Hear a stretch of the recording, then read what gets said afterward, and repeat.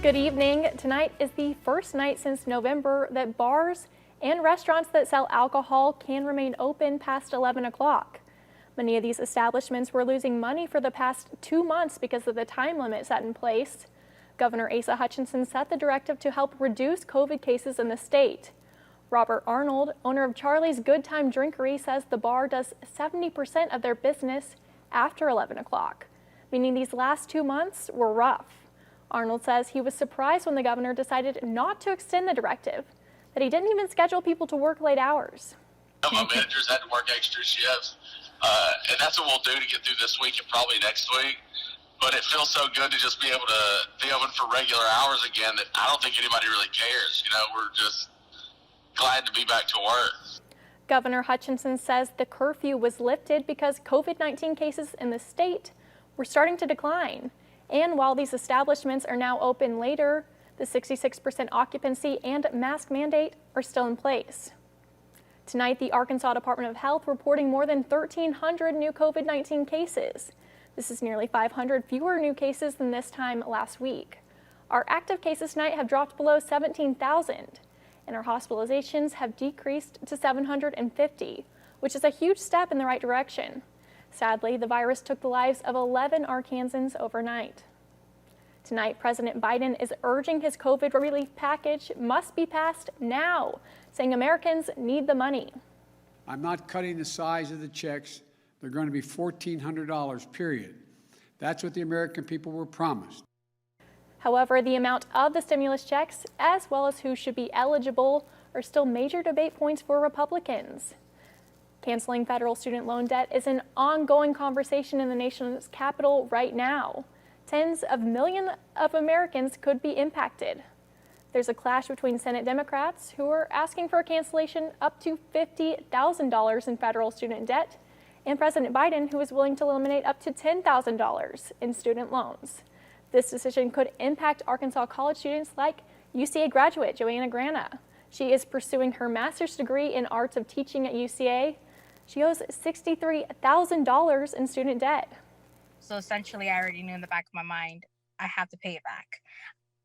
However, it's like keeping up your hopes. If you're hearing all this talk and all this are going into possibly 10 to 50,000 being gone, it's like a beam of hope. And for it to just not work out, it'd be very disappointing, but life moves on. Congress wants the president to act. He said on Thursday his preference is for Congress to take action first. Airlines are pushing for a third round of federal aid, having already received $40 billion in guarantees from the government since the onset of the pandemic. Major airlines are warning they could cut tens of thousands of jobs as executives ask for billions more to keep the hard-hit industry afloat. House Transportation and Infrastructure Committee Chair Peter DeFazio says jobs should be protected. We're not doing airlines. Okay. The payroll pass-through program is airline workers only. We limited no stock buyback, no dividends, no executive bonuses. Money for airlines is not in President Biden's proposal. U.S. Airlines furloughed workers in October when an initial round of $25 billion in government aid expired.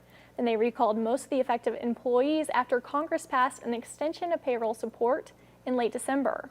That second round of funding expires on March 31st. TSA is fining travelers who refuse to wear face masks while in airports, train stations, or on buses. First-time offenders will receive fines starting at $250. Repeat offenders will see that fine go up to $1,500. The order requires face masks at all security checkpoints and throughout commercial and public transportation systems. The quick actions of a 5-year-old boy helped save the life of his family last weekend after a fire destroyed their home. It happened in Tuckerman. Tiffany Reed says she was awakened by her son's screams. A fire had started upstairs in the attic near the children's bedroom. When 5-year-old Noah saw the smoke, he woke everyone up. I saw smoke.